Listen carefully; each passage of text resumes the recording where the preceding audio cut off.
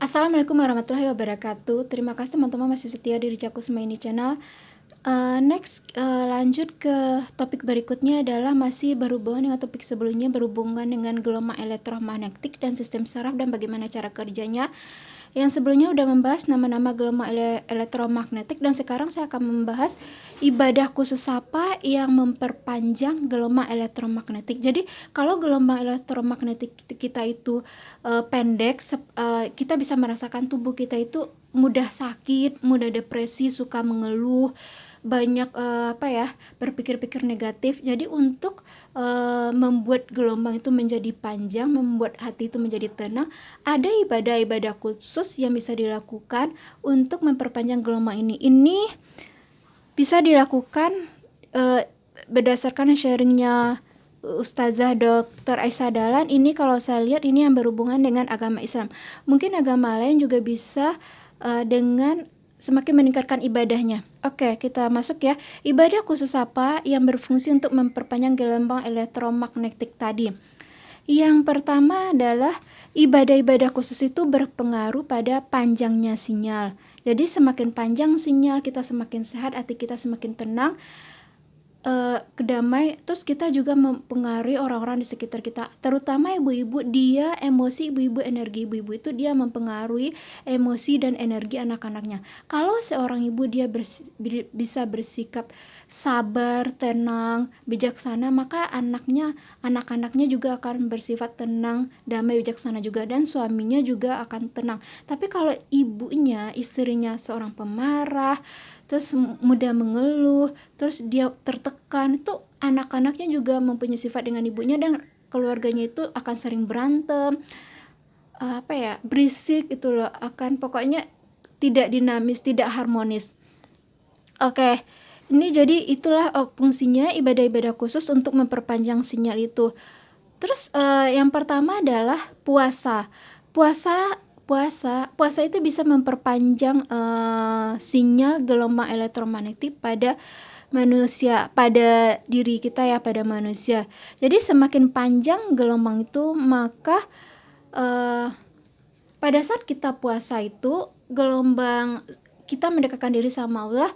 Jadi gelombang itu akan keluar dari pembuluh meridian berlawanan arah jarum jam. Itu seperti orang tawaf, gelombangnya itu gerakannya, dan itu akan memperpanjang gelombang elektromagnetik tadi. Jadi pada saat kita melakukan ibadah-ibadah ini, gelombangnya akan panjang. Yang pertama adalah puasa, yang kedua sedekah. Sedekah juga memperpanjang sinyal. Bahkan sedekah ini bisa menaikkan level energi kita pada level teratas.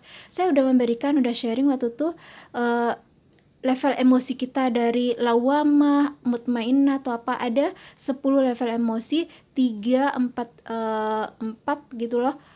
Itu ada bahkan sedekah itu bisa menaikkan level emosi paling tinggi gitu. Level emosinya apa aja saya lupa, bisa lihat video sebelumnya ya. Terus karena sedekah itu kita memberi. Pada saat kita memberi itu kita bakalan menerima.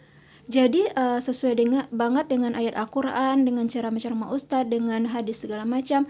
Pada saat kita memberi itu kita nggak bakalan kekurang. Bahkan kalau kita memberi itu kita akan menerima berkali-kali lipat.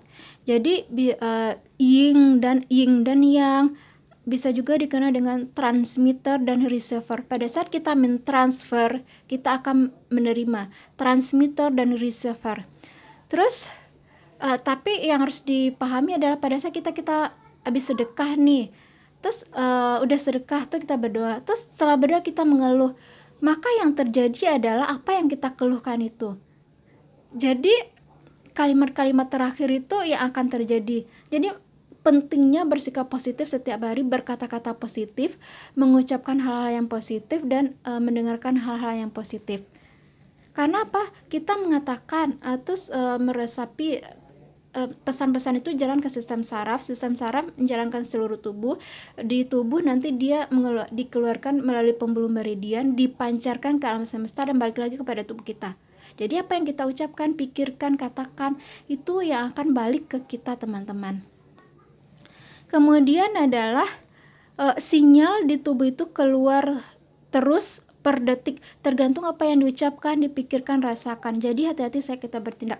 Jadi perubahan sinyal tadi kan ada sinyal energi itu namanya ada eterik, astral, kausal, sama spiritual ya. Itu kan keluarnya per detik tak tak tak tak tak. Dia keluar gini-gini tapi dalam bentuknya itu seperti elip gitu loh, jadi tak tak tak tak tak tak, persis kayak gelombang HP, tak tak tak tak, bisa dekat bisa jauh, tak tak tak tak tak. Kalau yang gelombang spiritual itu menembus ruang, menembus tembok, menembus waktu, bahkan menembus alam. Menembus alam itu maksudnya kita berdoa nih untuk orang tua kita yang udah meninggal, keluarga kita yang udah meninggal, itu nembus nyampe dari alam dunia ke alam kubur, itu maksudnya teman-teman. Jadi penting banget apa yang kita ucapkan, kita rasakan, kita dengarkan, itu penting banget kita mengontrolnya, hal-hal yang positif. Seandainya kita mendengarkan, mengucapkan itu yang negatif, kita bisa delete, uninstall lagi dengan menghirup nafas panjang, membuang sebelah kiri dan mengucapkan astagfirullah. Akan lebih bagus lagi kita akan sholat, terus berwuduk, sholat, terus baca Al-Quran, itu akan lebih bagus lagi. Tadi ada beberapa ya ibadah khususnya. Yang pertama adalah puasa, sedekah. Terus yang ketiga adalah sholat. Sholat juga memperpanjang gelombang, membuka cakra. Wuduk itu membuka sinyal. Jadi sholat itu adalah juga memperpanjang gelombang karena dia membuka cakra, gerakannya itu membuka cakra. Dan sementara wuduk itu juga membuka sinyal. Kemudian selain sholat adalah yang tidak kalah pentingnya, sangat dianjurkan oleh Rasulullah, oleh Al-Quran dan hadis. Sholat juga apa itu? Sholat tahajud. Kenapa sholat tahajud itu memperpanjang sinyal? Tadi kan dibilang sholat itu udah memperpanjang gelombang elektromagnetik dan gelombang sinyal. Terus sholat tahajud itu kan dilakukan pada malam hari, malam sampai dini hari menjelang subuh kan. Pada saat itu kan orang tidur itu gelombangnya itu pendek, tak tak tak tak tak gitu. Kalau orang sholat tak tak tak tak tak tak. Jadi kalau orang tidur tuh gelombangnya pendek, pada saat dia sholat tahajud itu gelombangnya menjadi panjang, tak tak tak tak gitu. Selain sholat tahajud, juga sholat duha. Sholat duha itu memperpanjang gelombang. Orang bekerja, kita sholat, habis itu bekerja itu juga memperpanjang gelombang. Jadi intinya adalah sholat itu sangat memperpanjang gelombang, terutama selain sholat wajib itu tahajud, sholat duha. Terus untuk memperpanjang gelombang elektromagnetiknya yang panjang lagi siapa lagi? Yaitu adalah orang lanjut usia. Itu gelombangnya panjang banget. Jadi makanya kalau orang-orang tua udah sepuh gitu kan, kita harus hormati, jangan bikin kecewa, bikin sedih, jangan sampai terluka. Kenapa? Dia terluka hatinya, terus dia berpikir, terus dia sedih atau apa, kita bisa celaka loh, terutama kepada orang tua. Jadi minta didoakan kepada orang-orang yang sepuh, orang yang tua, karena orang tua itu gelombangnya panjang. Dan karena selain panjang itu kita minta doain ya, karena udah panjang. Kemudian adalah